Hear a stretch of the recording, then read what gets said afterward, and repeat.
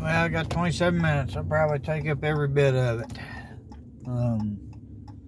Just made a video here earlier.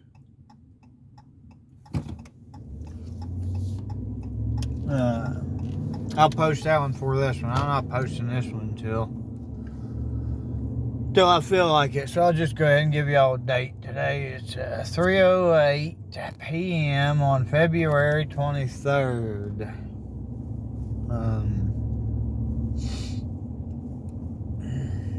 So I just made my video earlier on talking about sharing my vulnerability with y'all, with people, with the world, with myself, whatever. Just bringing it out in the open. Crying a little bit, you know. I was still kind of emotional. This time it's a different type of emotional.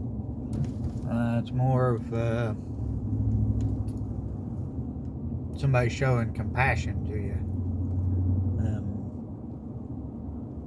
Or like receiving a long, hard-earned reward. So talked about still emotional here. Talked about going through boot camp and stuff. And how at the end of boot camp, you go through, there's this crucible that you go through. It's, I don't remember if it's 24 or 48 hours.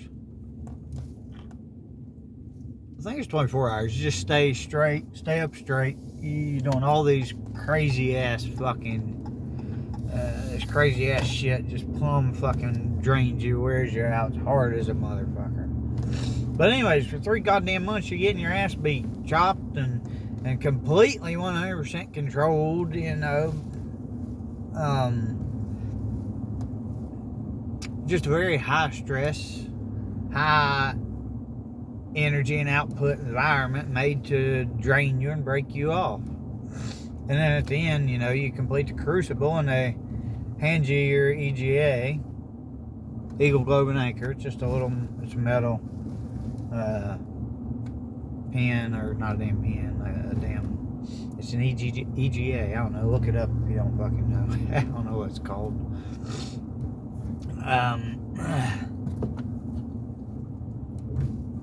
And you know, everybody's standing in formation and stuff, and they hand all these out. But you know, there's a lot of young men just with tears in their eyes and stuff, crying because they completed something, they accomplished something, something big, something great in life.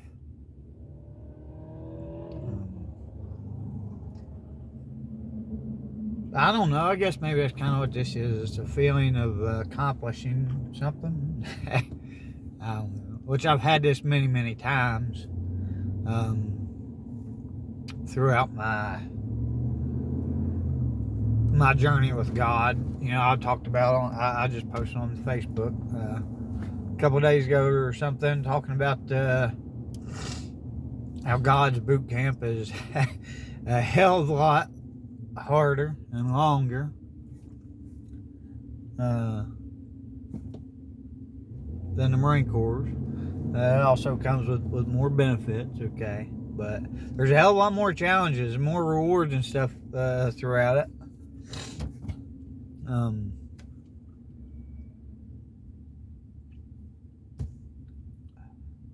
I don't know. All you gotta do, it's a bitch. It's a fucking bitch, man. It'll whip your fucking ass.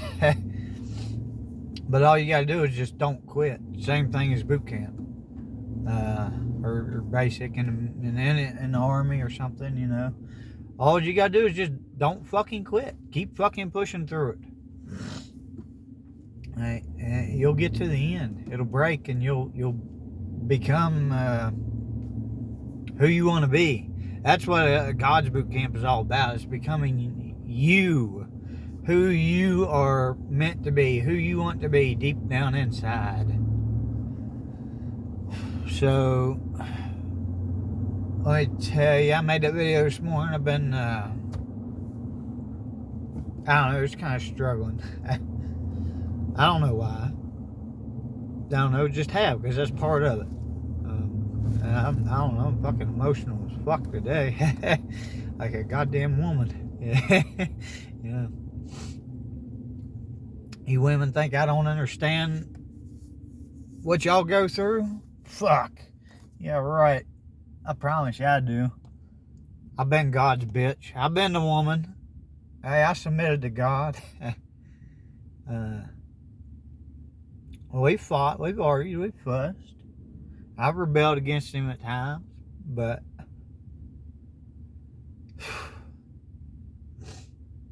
doing that, rebelling against God, is rebelling against myself. It don't do no good for me. It don't do me no good. It's stupid. It's just destroying myself and hurting myself.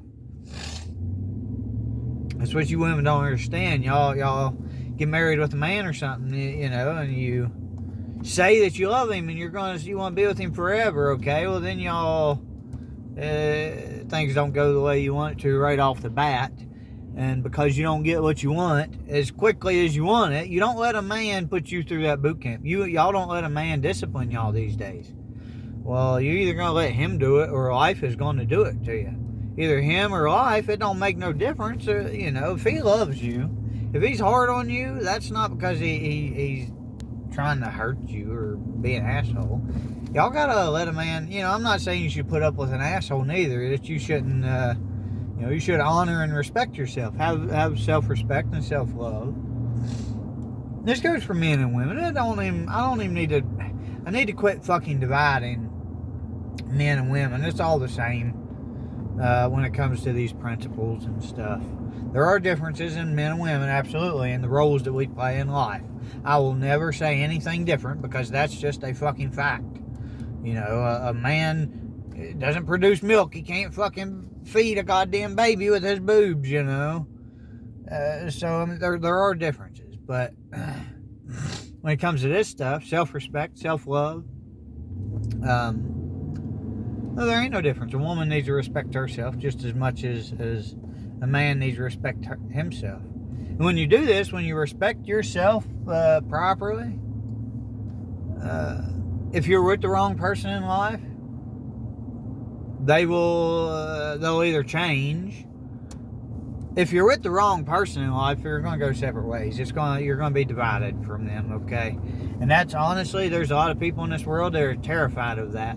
They want a better life, but they're terrified to step out on their own. That toxic relationship is like a drug. It's an addiction. It's a support system that keeps them from having to actually face their real problems. You know, their own personal problems. And that allows them to take their problems and blame somebody else for them. So there's people that they just love. It's just the way they are. Some people are just that way. They don't have any desire to change whatsoever. If they don't have any desire to change, don't fucking try to change them. You will destroy yourself, is about all you're going to accomplish. If you're bound and determined to do that, you're going to do it. Ain't nobody can stop you. It's all on you. Every single fucking bit of this is on you. And just like me, everything I've been through and deal with and have dealt with, my struggles and my shitty relationship, that was all on me. She was nothing more than a reflection of my own heart. The mess and the tragedy, the destruction and death and chaos and bullshit that was in my own heart. And in my mind. So, I've been needing money, kind of hadn't had any work or anything. I kind of been, I hit a hole, you know. I told y'all I've been going through my heart, and I hit the dark spot of my heart. You know, hit some dark shit in there, real dark, got dark on me. Every time it gets dark, I kind of close myself off up in the cave. My home is my cave, my mind, or my mind. I'll get myself locked into my goddamn thoughts in my head and stuff, and then not come out.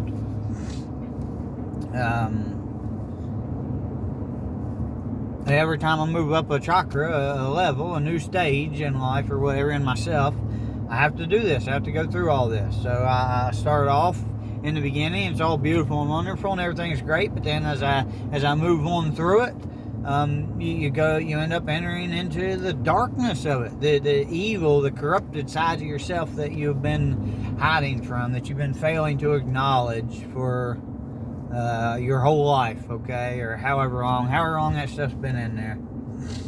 That all just depends.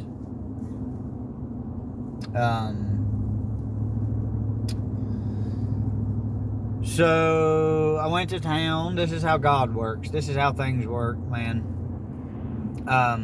Been needing some money or some work or something. I don't have it yet, and that's why I'm not posting this video. I'm not going to post this video until I do have it. So that's something I kind of learned. You have to, don't get excited and just let shit out. Just because something good happens, don't just throw it right out to the world. The world will destroy it, especially if it has not come to fruition yet. You got to hold things in and let it come to fruition, okay?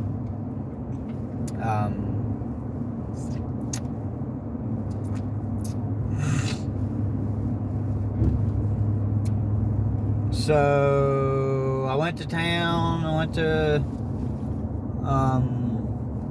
stopped at the bank, put some money in there, then went on down. Today was different, so I kind of took a different, unusual path through town that I normally would as far as the roads and stuff. But yeah, I stopped at the bank, went on down. I went to a new grocery store, IGA, which is a more orderly type of grocery store. They're not always moving stuff around. It's not chaotic. It's a very small, simple, kind of a straight line grocery store.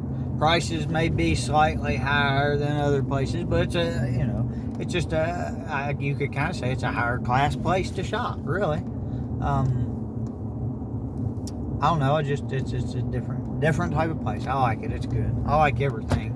I'll shop at Walmart, Kroger's, IGA. It don't matter. I like all of it. I went to the bank, and then I was debating on, I had just some limbs to cut for this woman, cut out of a tree and clean up for her. I was debating on that, and I decided to just go ahead and go on and do that after I stopped at the bank. So I made the video this morning. That there, bringing things out into the open really helps me. That just helps me. That purifies it. That brings that evil out of me into the open. All right. So it gets it out of my system so I can heal and move on in life. Move on through the healing process.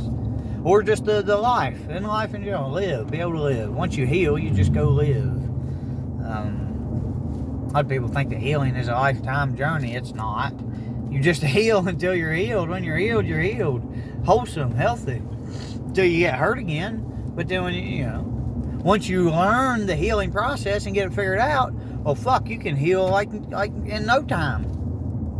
Once you understand the process, you get hurt, you fucking heal instantly, pretty much. And talking about like spiritual pain and stuff, I believe honestly, physical ailments and shit, I believe are no different. I believe you can avoid getting hurt when you connect to God, because I done it. I fucking done it. I don't believe it, I know it. Okay? So I believe it, I know it, both. There ain't really no difference here. If you believe something, you know it. A lot of people use that word believe. I believe this, I believe that. No, the fuck you don't. You think. You say, oh, I think it's this way, or I think it's that way. If you truly fucking believed it, you would live it. Your actions would show it. Your life would show it. You would know it. You would know it to be true. A lot of people say, oh, I believe in Christ and God and this and that. But they're walking around with all sorts of fucking ailments. Mental and emotional issues and problems and physical problems and shit. And they have no fucking clue how to heal them or what to do for themselves. But if you truly believed in Christ, your faith would heal you instantly. Right? That's what the Bible says. That's what happens to people in the Bible. I personally experienced that. I experienced enlightenment and connection to God, that instantaneous wholesomeness and healing and health, okay? And then I gave in to temptation and I fell away from that. I backslid, or I sinned and I fell away from all that. So now I have to figure it out on my own. I'm figuring it out on my own now, how to heal myself. I am learning about the healing process so that I can heal myself and help other people heal. All right, just like Christ done. He was an example. You're supposed to follow his example. He if he could heal, you can heal too. You can heal other people too. Just simply me speaking my words and telling my story You know, that is healing for myself, and anybody who watches it, that will be healing for them as well. All right. I don't think this isn't an opinion. This is a fact. This is the truth. So, going through town, stopped at the bank, went on down. I decided to cut her limbs. So I stopped and cut her limbs out. Her mother rode by twice. She didn't see me the first time, and I was up in the tree. She was looking for me, but she couldn't see me up in the tree. The second time she come back by, I was down on the ground, and talked to her for a minute, and then got the limbs loaded up and everything, all nice and neat. Here in the back of my truck. I hope y'all can see that. Went down to the IGA, got my groceries and stuff. Took my time. I wasn't in a hurry for nothing. Or wasn't rushing nothing, you know. God doesn't rush shit. You can't rush life, man. You can't rush perfection. You cannot rush. If you're rushing, then you're wrong. So anyways, then I went and wanted to get some lunch. And I took a weird path back through the, what the fuck you call that? Suburb? Not suburb. What the fuck would you call that? Housing developments and shit. I don't know. They're in town. So I rode through all the houses. I was like, man, I'm just going to decide to go down these roads here. Roads I'd never fucking been on before. I was like, I'm just going to decide to go this way and figure my way through, you know? So, because I wanted to go to the Hill and Holler. It's another high-class place. Very, very nice place. They have lots of desserts, and you can go eat lunch. They have a little lunch and stuff. Kind of fancy homemade type stuff. Good, great, excellent quality people and quality foods and stuff. Good place to eat. But I come in the back way to it. And I parked, and this man, I've talked about him with y'all before. He's been a big part of my spiritual journey. Gene Beard was one man. There was a man of God. And then this man here was the epitome of God to me, in my opinion, the Old Testament God in a way. And oh, excuse me. As far as I'm concerned, I'm trying to hit the middle. My mark in life is kind of the middle between Gene Beard and this man here. A lot of people call this man controlling. He's kind of controlling with women. He's very old-fashioned. He's old-fashioned Old Testament God. But not the hateful, beat you down kind. He'll cut at you if you do something wrong. He used to. He's not as bad anymore either. He's softening up because that's just what's going on in the world. But he used to be a very hard, controlling man, I guess. But he is raised. He's a godly man nonetheless. He done everything he done out of pure love. And he has raised a magnificent, very fine family. Very, very intelligent kids. His youngest son is like 28 years old, 27, 28 years old. And he's already got over 3 years of work lined out for himself. And I'm talking about high dollar work. He does tiling and stuff. They do high-end type of work. Very creative. They use their own creativities and stuff. It's not this standard fucking straight line, ordinary shit. It's very creative, beautiful stuff.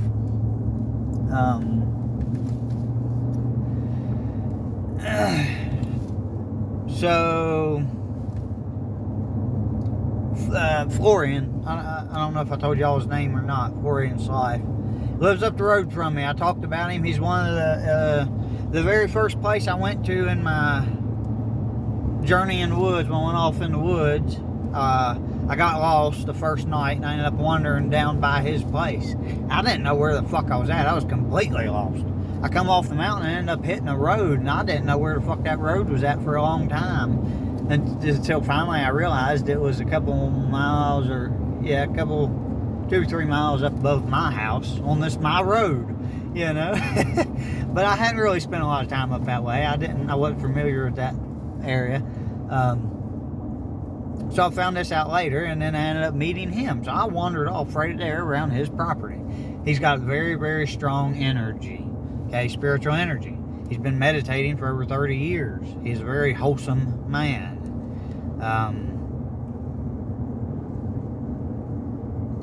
So I think Gene Beard was the first man that I physically met in my journey. After I come back out of the woods, Gene Beard was the first man that come to me.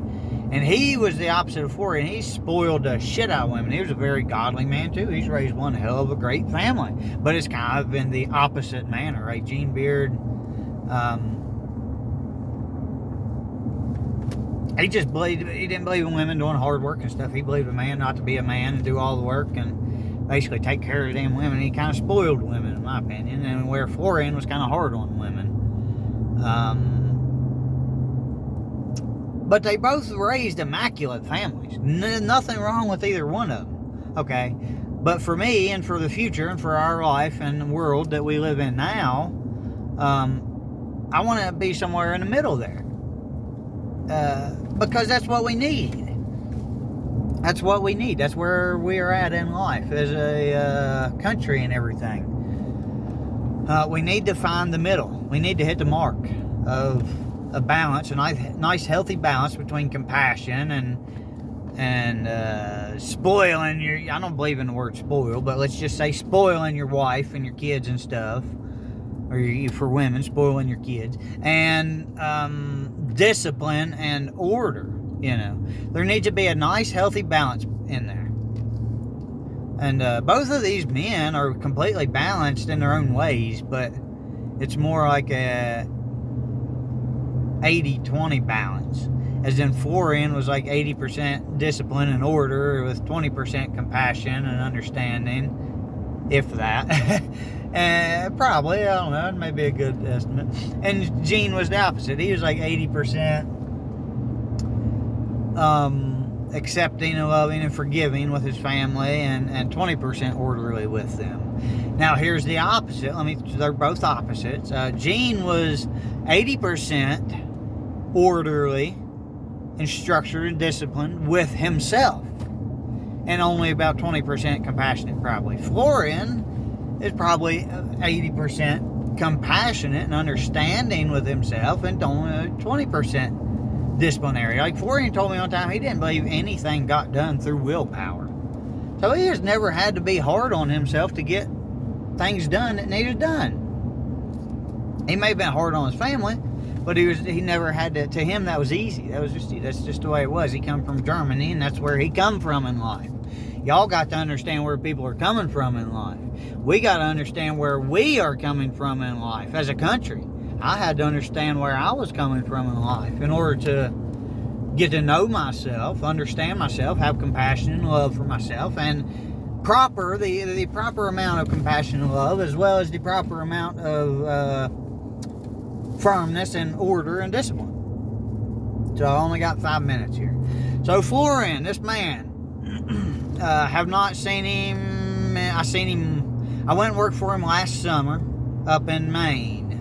Okay, and we had incredible spiritual talks and conversations and stuff. I worked for him for 2 weeks, and I come home and I didn't do shit for 2 or 3 weeks because I was absolutely drained, no energy.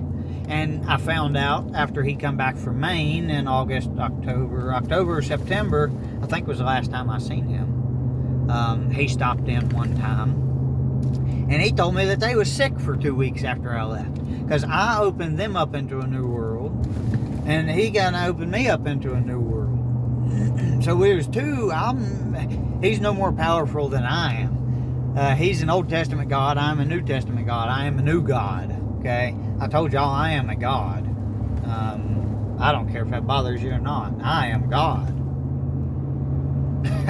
I am God of my life, my world, and the environment around me and stuff. I am God. I will take care of things. I will do the absolute best I can and do it in a loving and just the best manner that I can do it. Okay. Always working and developing and improving myself. So I took all these crazy back roads through the damn housing developments and stuff, and I come into the hill and holler, come in the back way, and parked at the bottom. If I would have come in the other way, I would have never run into this. Okay, so I parked at the bottom and started walking. There's a one way that comes down from the restaurant that comes to where I parked, the parking lot I parked in. There's no sidewalk or nothing like that. You just walk down the little road there. It's a one-way. Well, I was walking up it, and here he comes, him and his son and some other guy I didn't know. They come walking down. I was like, oh, hey, how are y'all doing? You know, and run into him. I've been needing some work. He looked at me, actually. He said, did you come for work or something? Come to work? I said, no, not today. I said, he said, well, why not? We ain't out ways, but we got to talking and stuff there. And I was short. I was tight on money. And I knew that place was kind of high as far as food. And, you know, he told me, he said, go in there and tell Amy to put it on my tab. Because he goes there all the time. He actually built and designed the parking lot. Very fancy, nice parking lot and stuff there for the place. And he knows them people really well. And he told me to put my lunch and everything on his tab. Get ice cream and stuff. You know, it's just, I mean, he's an incredible man. He really is. He knows how to take care of people and serve people. And Gene was the same way. He knew how to take care of people and serve people.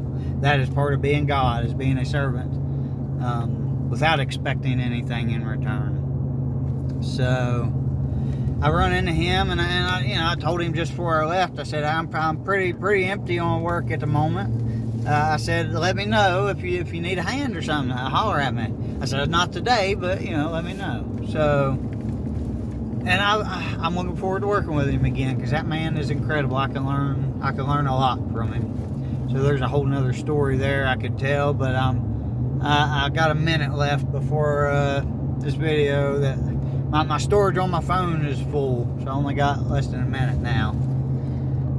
So that's how God works, okay? If anything would have been different today as far as the path that I took through town, if I wouldn't have stopped at the bank first, which I almost did and almost forgot, just barely remembered as I was pulling, somebody in front of me pulled into the bank, and that's what reminded me to stop at the bank, okay? And there were other things that happened throughout the day, so many other things that happened that led me to that right there, that one situation happening, okay? So many things that God was paying attention to and working and pulling strings here and there to make happen so that I run into him. Just something that simple. That's love, that's compassion, because I found some humility in the video I made this morning. I love you.